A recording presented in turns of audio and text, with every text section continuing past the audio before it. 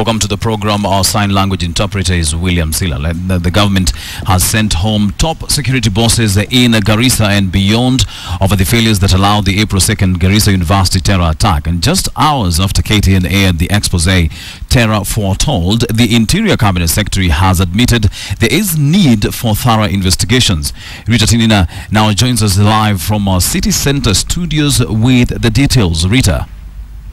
Indeed, Wilson, the government has moved to crack the whip over the Garissa terror attack. This afternoon, Interior Cabinet Secretary Joseph Nkaiseri interdicted 9 senior security and administration police chiefs in Garissa. Those are among them the Northeastern Regional Coordinator Anas Mwenyi, as well as the Garissa County Commissioner Njenga Meiri. 7 senior security officers are also facing the same fate. Here is that report. 20 days after the attack on the Garissa University College, which left 148 people dead, many questions remain unanswered. An investigative piece by KTN's Ian Wafula titled Terror Foretold on Monday night detailed how security officers in Garissa were forewarned about an impending attack. Findings by an investigative team corroborate the details of the piece by KTN. The team, headed by James Serian, visited Garissa early last week and handed over its report to Interior Cabinet Secretary Joseph Nkaiseri on Thursday last week. According to the report, security officers had been warned about a possible attack in Garissa but slept on the job. After perusing the report of the 2 teams, I am convinced of the need for thorough investigations into the terrorist attack. Another investigating team has been appointed to further probe the Garissa attack, but it will not be business as usual for security officers as investigations get underway. Interior Cabinet Secretary Joseph Nkaiseri has interdicted the Northeastern Regional Coordinator Anas Mwenyi. The Garissa County Commissioner Njenga Meiri has also been interdicted. Under the command of the Inspector General of Police, 7 security officers are also facing the same fate. They are the Garissa AP County Commander Christopher Mudhe, the Garissa County Criminal Investigations Officer Musa Yego, the Kenya Police County Commander Charles Wambugu, Garissa OCPD Benjamin Ongombe, the Sub-County AP Commander John Cheruyot, Anti-Terrorism Police Unit Officer Nicholas Mutuku, and the Garissa Deputy OCS Charles Ayoro. Interdiction means I have no law to sack somebody. There is a process to be followed. That interdiction means you are put, as you are being investigated, you are put on a half salary, you are not reporting to work. Once we find that you are culpable of the action, then legal action will be taken against you. If you are found to be innocent, then you are brought back to work. Nkaiseri also defended the Kenya Police Air Wing Commander Rogers Mbithi, who is accused of using a police aircraft for a personal errand on the day of the Garissa attack, delaying the deployment of the Reke squad to Garissa. That aircraft was on official training mission, and on its way back, he just gave a lift to the family. Nkaiseri says Mbithi did not break any law by allowing his daughter-in-law and her children to be flown from Mombasa to Nairobi. If you want the blood of the commandant, it's not ready to be spilled. The interdiction of top security officers in Garissa is the first disciplinary action against security officers since the Garissa attack.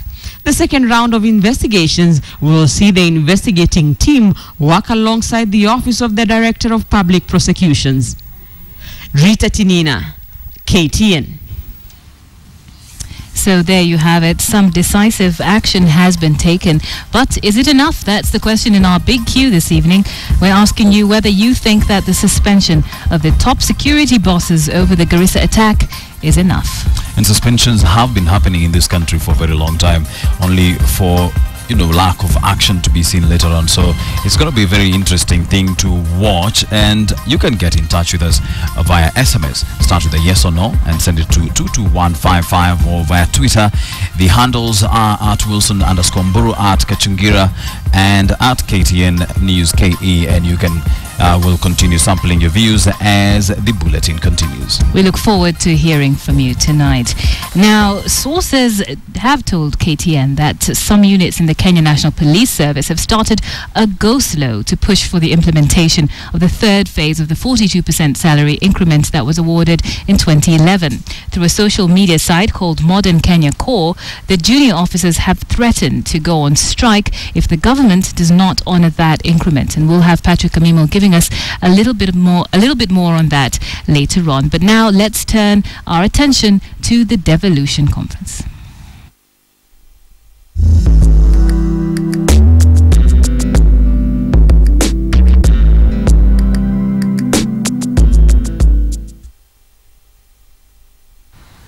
So the red carpet was rolled out for the president in Kisumu today, both literally and figuratively, as he was given a warm reception during his tour of the region for the Devolution conference. Sophia Wanuna is with the KTN team covering the Kisumu Devolution conference. Sophia, what was day one like?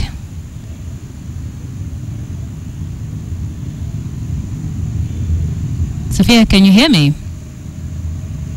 Yes, indeed, Nancy. A very good evening to you. We continue our stay here in Kisumu. And today, the second annual Devolution conference kicked off here at the Tomboya Labour College, with the national government ensuring and coming out to just reinforce and pledge that they will ensure devolution is actually a success. The conference was officially opened by President Uhuru Kenyatta, but also in attendance was Quad Leader Raila Odinga, who asked President Uhuru Kenyatta to work on a strategy, an exit strategy of our forces, Kenyan forces from Somalia. My colleague Aaron Ocheng filed this report.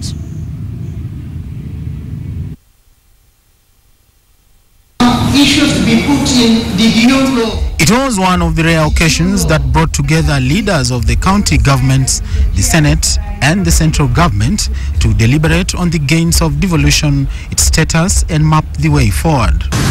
The second devolution conference held here in Kisumu also served as an occasion where political differences were put aside and attention drawn on pertinent issues affecting the citizens. Not very far away from here, they buried a young girl who was in Garissa, in the residence where the terrorists were attacking. She called her mother at 6 in the morning and told her, "Mom, these people have entered here, they're attacking us and they're shooting." An hour later, she called her mother again. 3 hours later, she said, "They are now moving up. They're coming to my room." At midday, they said, "They're just now coming for me." Finally, they made her call again and talk to her mother. And then they took the phone and told her mother, "I'm now killing her." And then the mother could hear the gunshots. Just imagine that kind of trauma. The story of a victim of the recent Garissa attack, as narrated by Quad Leader Raila Odinga, was meant to remind the country on the existing war on terror and to urge the central government through the president to reconsider his strategy in Somalia. Was the Al-Shabaab stronger than the American army? No. But because of American self-interest, they pulled him out of Somalia. So he said that let us have an exit strategy, not to pull our troops today, but let us agree on an exit strategy and look at Kenya's national self-interest. But the president was not swayed by Raila to comment on insecurity and chose to stick to issues devolution.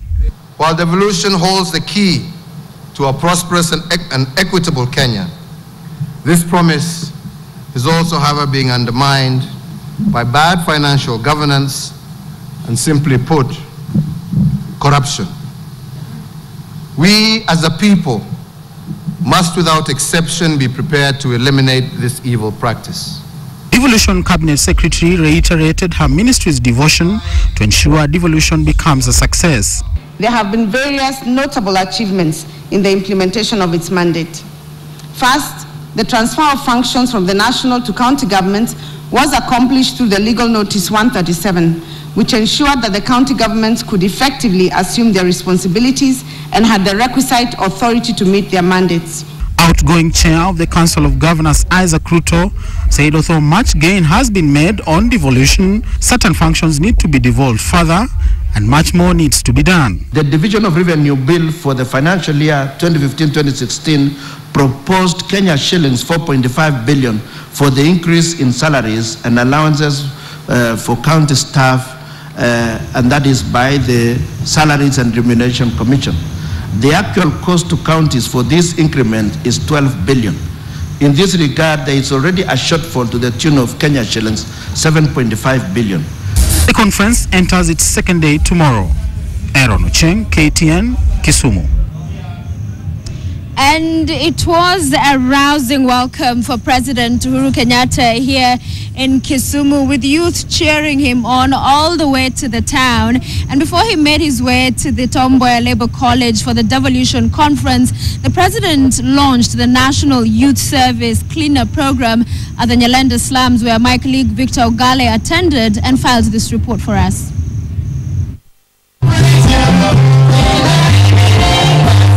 There was pomp and color at the Kisumu International Airport, the background for the reception of the head of state.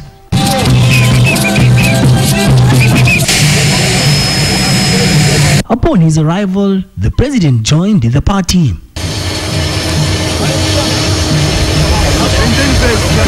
His first stop was the Nyalenda slums, the beginning of a cleanup project similar to the ones in Nairobi's Kibera slums in Mathare. The project is spearheaded by the National Youth Service.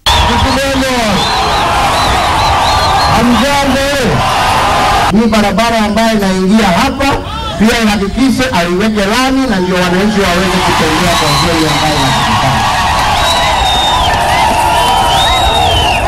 Kazi ile ambayo inatekelezwa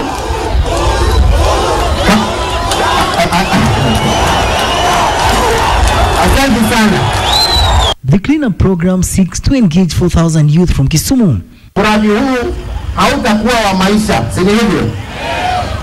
Na tukasema ya kwamba vijana wa NYS wakitoka, lazima vijana pia waweze kufanya savings na wajiunge waunde support, na tumeweza kusaidia wengine sasa wameanza kufanya kazi ya urban farming. It was a befitting reception for President Kenyatta, who was making his first trip to Kisumu after his election as president. President Uhuru's Kenyatta to Kisumu City has come with good tidings to the youth as they are going to benefit from the new Nyalenda cleanup program. Victor Ogale, KTN, in the county of Kisumu.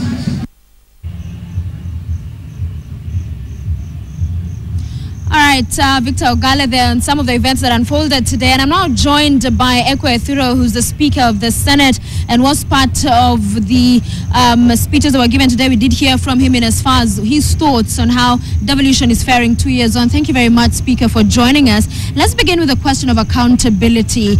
And we have seen in the past governors being summoned by the Senate to answer to queries on their expenditure, and they've declined to do that. And this has raised concern as far as the sanctity of devolution, the money that is meant to be going down to the grassroots, not quite making it there as it should. What is it that you see, in your opinion, must need to happen to ensure that this does not continue to be the case?